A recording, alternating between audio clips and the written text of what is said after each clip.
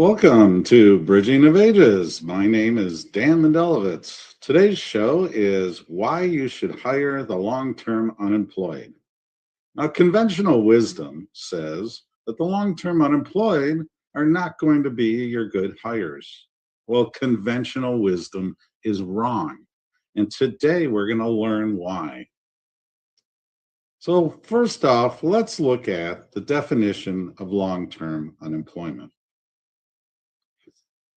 Now, the U.S. Department has a definition of 6 months or more.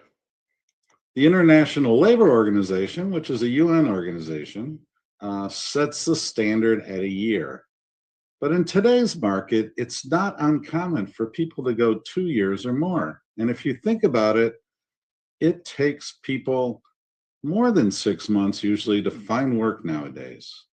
So the Department of Labor definition is really outdated.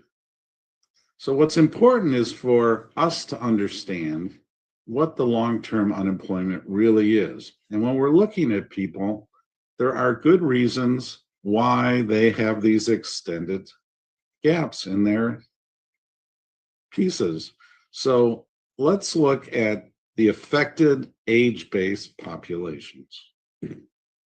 So there's two groups that are affected the most. Older workers. So the older workers, they face a much higher long-term unemployment. An AARP study shows that they go for much more extended time, going for at least 7 or 8 months. And then the other side of it is the younger workers are impacted. It can be extremely difficult to get into the workforce. And in today's world, especially with some of the AI taking over those entry-level tasks, companies are not necessarily hiring those folks. Now, down the road, that's going to impact them because they won't have the workers who have been building their experience for 10 years. Why do we do this? We look at people and we say, why were you out of work? And the tendency is to blame the worker as opposed to the system. Most people out of work nowadays are out because of no fault of their own. There could be reductions in force, there are changes in the economy, there are changes on how people are hired.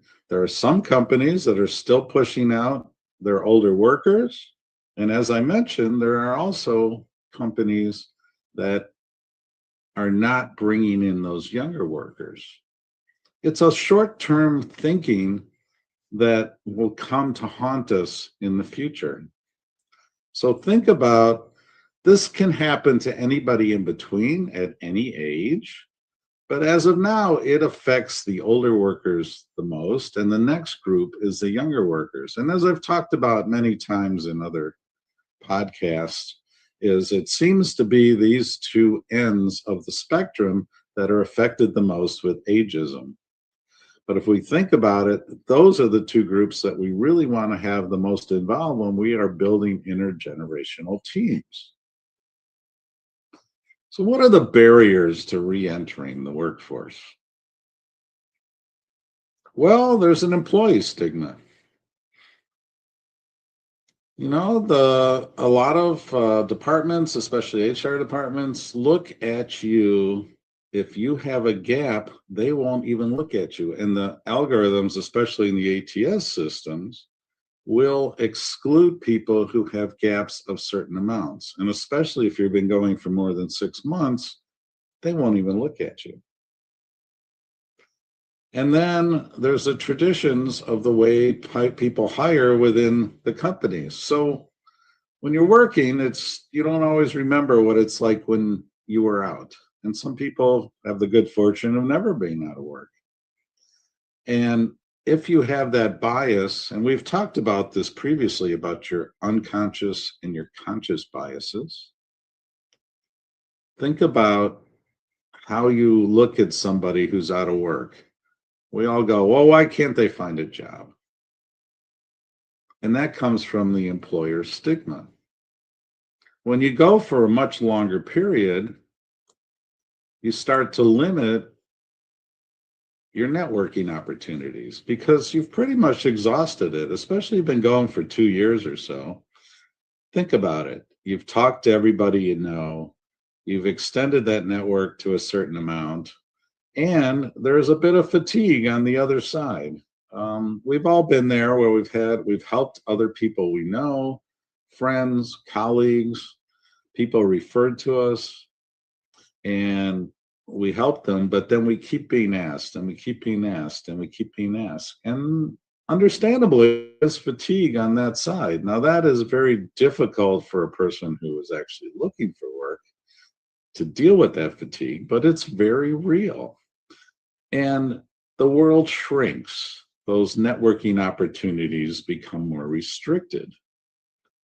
And those job openings become much more difficult to fill. So whenever we've all been there when you finally be asked and you get to the point in the interview where they want to offer you something, they ask for your references. Well, if you've been out for a while, you don't have any recent references.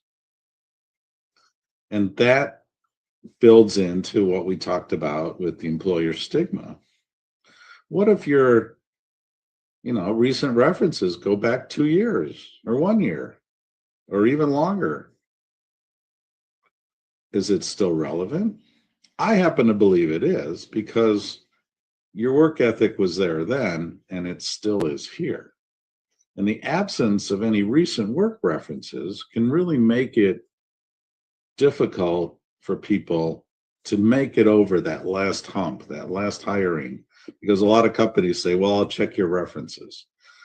Now, I happen to think that checking references is not all that relevant because nobody's going to give you references that say bad things about them.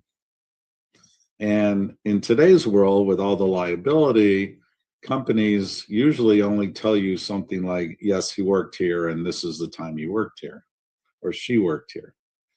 And so holding somebody to recent references is really not a great way to do it, but it is built into the culture, it's built into the system, it's built into those barriers that employers sometimes put up. And of course, we have the ubiquitous screening algorithms, very important in today's world. And instead of looking at them differently, we double down. Now we have AI working them for us. But if you're adding more power to a broken system, you're not improving it. You're just expanding the problem you already had. So do we ever, and we've addressed this in some earlier episodes, are you looking at what those algorithms are really looking for? Do they exclude people with gaps? Do they exclude people who don't necessarily have current references?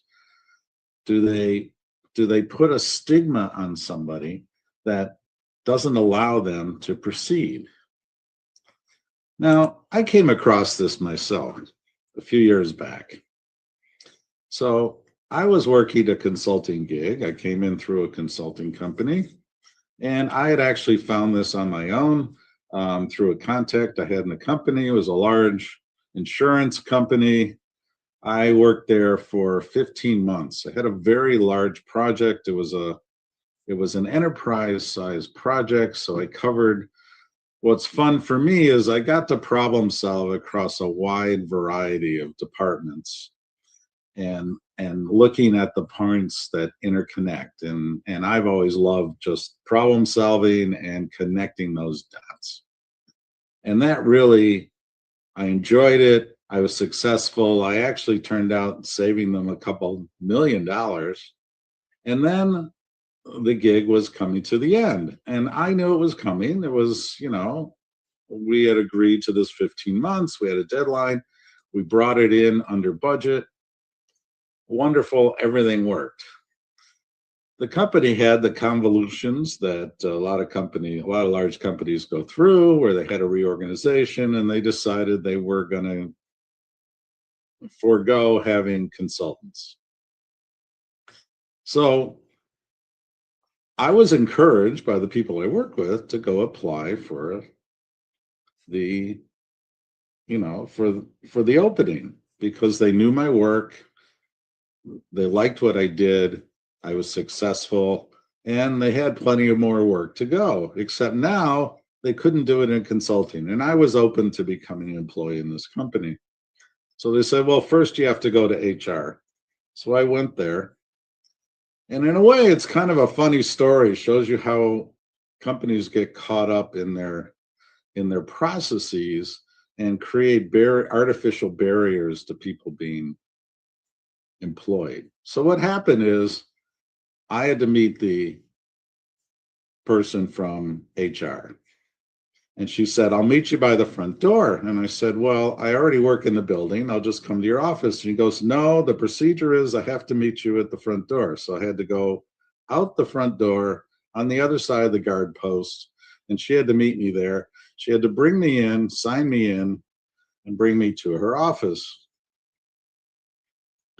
We sat down, we went over my credentials.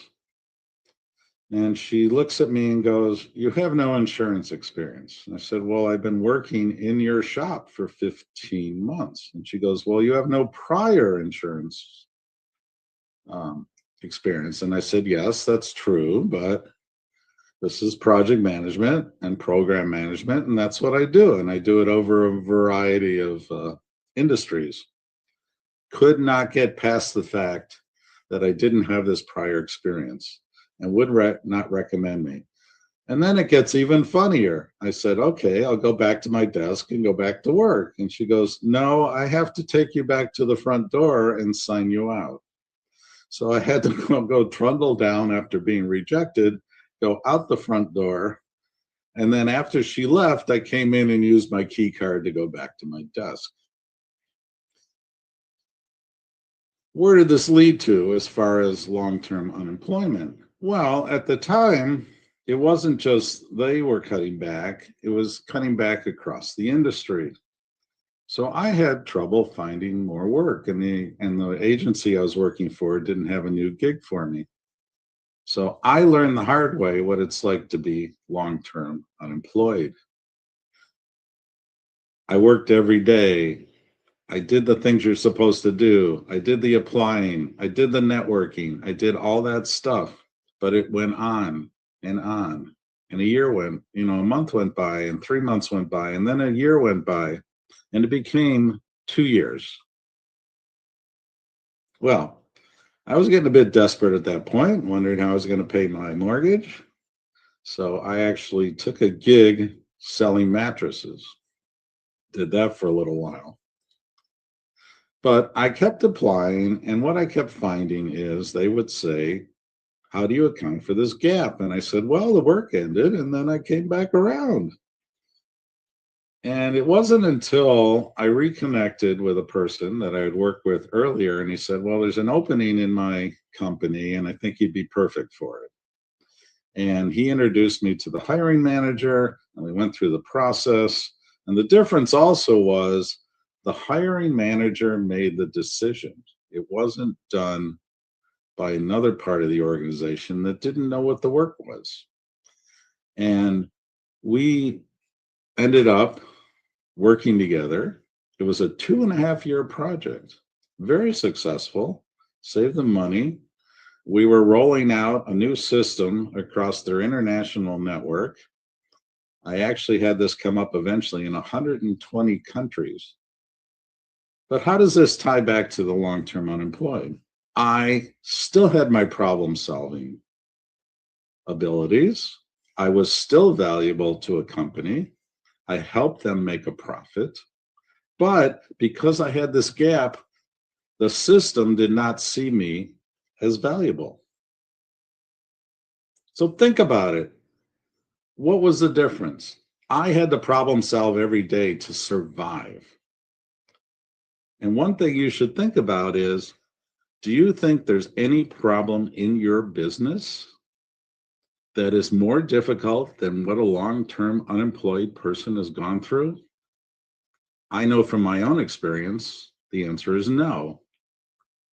And what you will find is that person will be the one that is really going to be the one that helps you.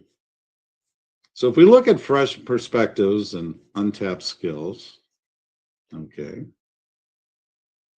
we're pausing.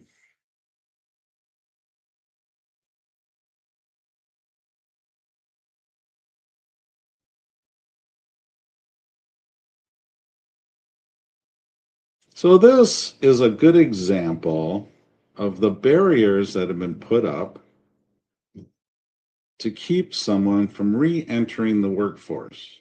You saw what I went through, and many other people are going there. So what's important is that we understand that the barriers we put up are very artificial, and we really need to examine them. So let's take a look at the long-term benefits of society and the economy. Well, the first would be real economic growth. Think about it. If you give work to somebody who's out of work, they now have the ability to spend in the economy. That actually creates other jobs. That creates jobs for your company. That creates growth. That creates jobs overall. Instead of just moving the same people around to different positions, what if we reached out and grabbed those younger people who are looking for that first opportunity, those older people who are looking to help your organization and mentor those who are just coming up? Something that's always really important to me is now you've reduced the loss of brain power.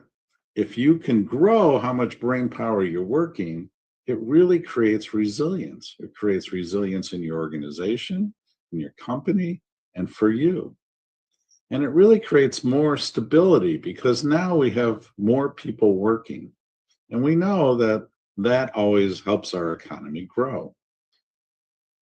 It also helps our communities. When we have intergenerational employment and we can have that interplay, when we can grow the folks who are just starting out and utilize the brain power of the people who've been doing it for a while and meld that in an intergenerational team, we create very resilient communities, resilient companies, and a resilient economy. All very important. So think about it, there are really long-term benefits to society and the economy for you to understand how that can grow. And this can come from something as simple as you considering and acting on hiring the long-term unemployed. So after a video from our sponsor, we're going to come back and talk about some action items that you can do in order to move towards the things that we've talked about today.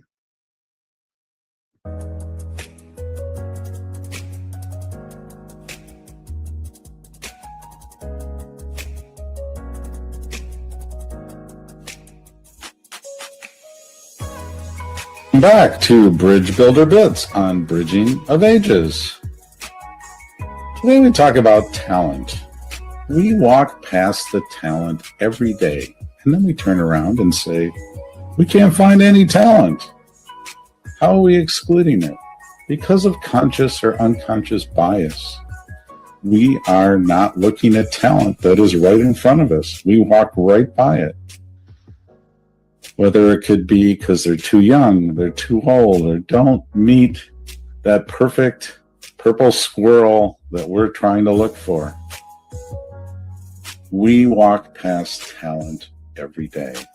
Don't walk past the talent. It's right in front of you. This has been another Bridge Builder Bits on Bridging of Ages.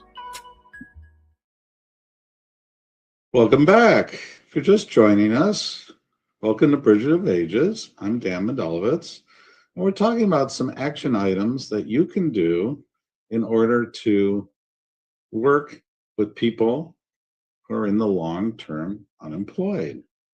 Our first action item,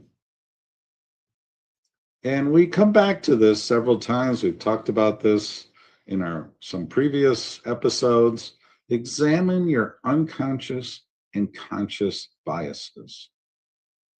Obviously, the unconscious ones you may not know about. And the conscious ones, I think you know, and they're right there. And we talked about some of those today. What's really important is to think about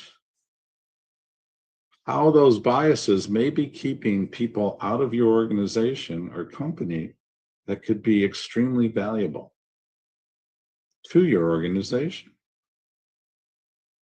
And as we said, this tends to hit more on the youngest workers and the oldest workers, but it does hit on everybody in between. And when somebody is long-term unemployed, we have certain biases that we're not always aware of. What we think about them, like why can't they get a job?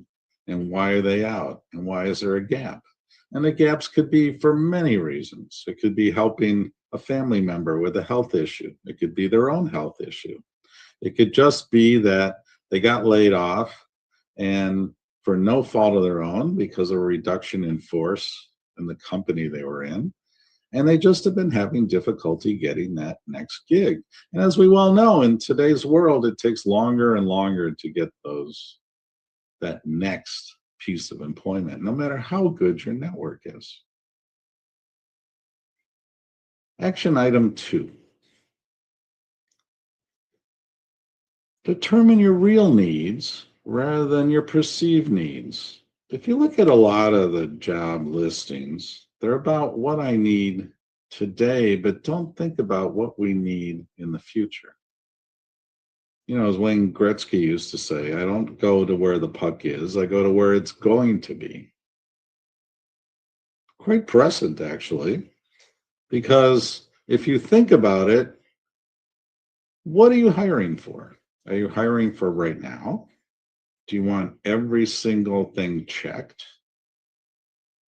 Or do you want to get somebody who's going to help you build into the future? The speed of business is incredibly fast nowadays, and it's always changing. And as I've said earlier and in other podcasts, problem solvers are really what you should be looking for rather than just a list of skills. Those skills can be learned, and a lot of people come in with them already there. But if you have a real problem solver, it's really going to help you with the business problems and challenges that you are going to have in the future. So it's very important to determine your real needs. So I would suggest that you really sit down and write that down and say, what do I really need? What am I really looking for rather than what I think I need? And it's worth taking those few moments because remember, hiring is expensive. And to lose somebody right away is even more expensive. So it's important to get that person in. And as I've said, the people who are long-term unemployed are extremely motivated. They are really going to be your best workers because they've been out a while. They know what it feels like out there. But they also know what the outside world looks better than you do because you've been inside working all the time. So determine your real needs rather than what you've just perceived up till now. Action item 3. Engage the long-term unemployed. So how do you do that? Easier said than done. Where do you find them? Well, obviously, if you look at some of the things that people have been excluded, and if you've looked at your systems and see what they are keeping out, I think you'll see that gaps are one of the big things that keep people from coming to your organizations.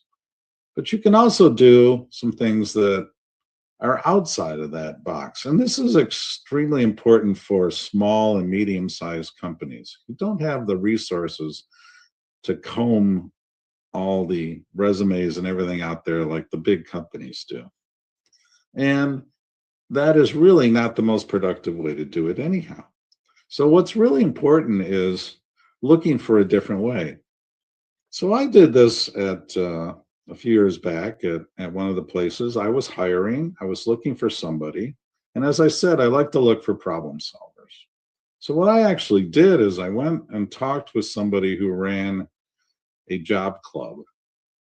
He helped people get work and had meetings every week, and they would discuss and they would exchange ideas and they would exchange connections and they would give, names to each other and those kind of things.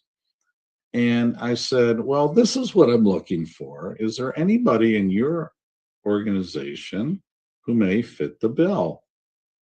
And it turns out he had a couple people who were, out for a while. One had been out for about a year, one had been out for almost 2 years.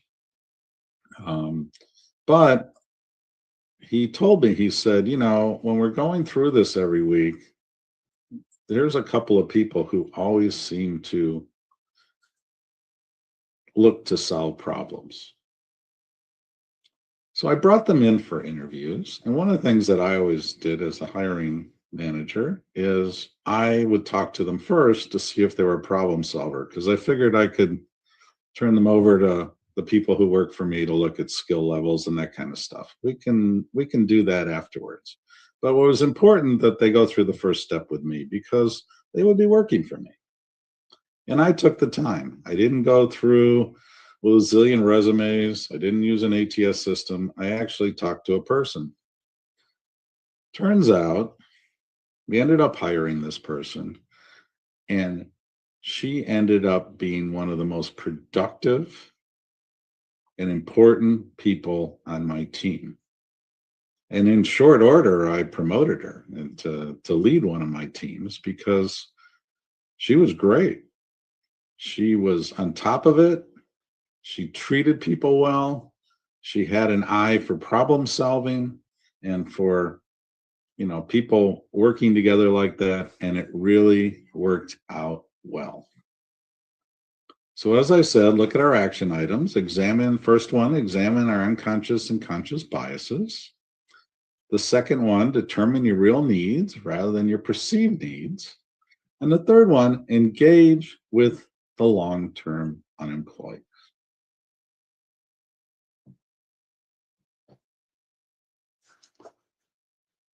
Now let's look at the tip of the day. As I said before, there is no problem in your business tougher to solve than what a long-term person has just gone through.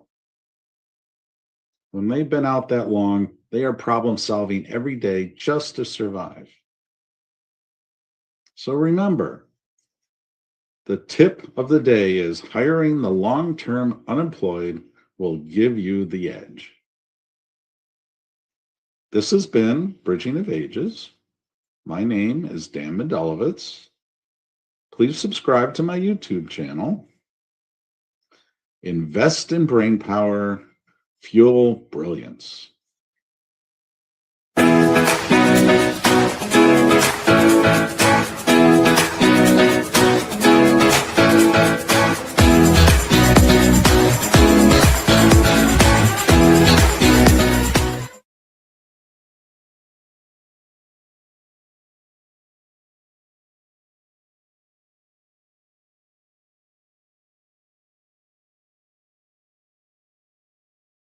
Why is Amazon paying me $60